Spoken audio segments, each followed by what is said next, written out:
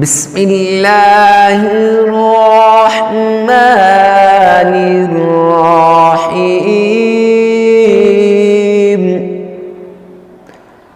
معزز سامعین کرام، السلام علیکم ورحمۃ اللہ وبرکاتہ۔ آج جو ہم آپ کے سامنے حاضر ہوئے ہیں، یہ ہفتے کے دن کا خاص عمل لے کر حاضر ہوا ہوں۔ ہفتے کے دن ذوالحجہ کے مہینے کے اندر جو شخص یہ عمل کر لے گا، اللہ سبحانہ و تعالیٰ کے نام یا غنیو اور قرآن پاک کی یہ صورت پڑھ لے گا، انشاءاللہ ساری مشکلات سے چھٹکارا پالے گا، ساری مشکلات سے نجات پالے گا، ہر طرح کی تکالیف سے نجات پالے گا۔ تکالیفوں سے بچنے کے لیے، مشکلات سے بچنے کے لیے، حالات کو تبدیل کرنے کے لیے، حالات کو کنٹرول کرنے کے لیے یہ عمل بڑا نایاب، مجرب اور آزمودہ عمل ہے۔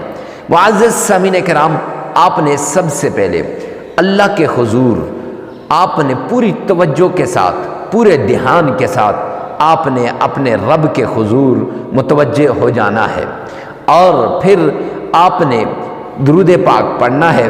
لیکن درود پاک پڑھنے سے پہلے آپ نے کمنٹ سیکشن کے اندر یہ لکھنا ہے، یا رب ذوالجلال تمام مسلمانوں کی تمام پریشانیوں کو دور فرما دے۔ ارے مفتی صاحب، اس سے کیا ہوگا؟ یہ لکھنے سے کیا ہوتا ہے؟ تو معزز سامعین کرام، اس لکھنے سے دو فائدے ہوتے ہیں۔ ایک فائدہ یہ ہوتا ہے، جب اجنبی کے لیے دعا کرتا ہے، کوئی کسی کو نہیں جانتا اس کے لیے دعا کرتا ہے، تو یہ دعا اس کے حق میں قبول ہو جاتی ہے۔ اور حدیث پاک کے اندر آتا ہے کہ جب آدمی کسی کی ایک حاجت کو پوری کرتا ہے، اللہ اس کی 100 حاجتوں کو پورا کرتے ہیں۔ نمبر 1۔ نمبر 2، جب آپ کسی کے لیے دعا کرتے ہیں، اس کے حق میں دعا قبول ہو یا نہ ہو، آپ کے لیے مقبول دعا کا ثواب لکھ دیا جائے گا۔ دو باتیں۔ معزز سامعین کرام، پھر آپ نے آمنہ کے لال عبداللہ کے در یتیم جناب نبی کریم صلی اللہ علیہ وآلہ وسلم کی شان میں عقیدت کے ساتھ، پیار کے ساتھ، محبت کے ساتھ درود پاک پڑھنا ہے۔ اتنی عقیدت ہو گویا آپ روضہ رسول کے سامنے کھڑے ہیں، یا آپ نے روضہ رسول کی جالیوں کو تھام رکھا ہے، اتنی عقیدت ہو، اور پوری توجہ کے ساتھ آپ نے نبی پاک صلی اللہ علیہ وآلہ وسلم کی شان میں درود پاک پڑھنا ہے۔ آئیے میرے ساتھ مل کر ایک بار بآواز بلند درود پاک پڑھیے گا، اور درود پاک کا نذرانہ آقا کائنات کی عقیدت میں پیش کیجیے گا۔ ذرا شوق سے پڑھیں اور محبت کے ساتھ پڑھیں۔ اللہم صلی علی محمد وعلى آل محمد كما صليت على إبراهيم وعلى آل إبراهيم إنك حميد مجيد۔ اللہم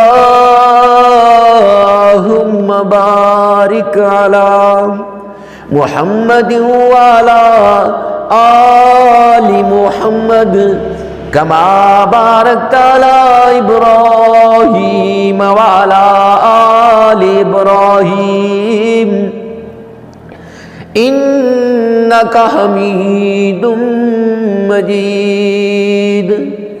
معزز سامعین کرام، یہ درود پاک آپ نے پڑھنا ہے۔ اللہم بارک علی محمد وعلی آل محمد کما بارکت علی ابراہیم وعلی آل ابراہیم انک حمید مجید۔ آپ نے درود پاک نبی پاک صلی اللہ علیہ وآلہ وسلم کی شان میں پڑھنا ہے۔ درود پاک کو 3 مرتبہ آپ نے پڑھنا ہے۔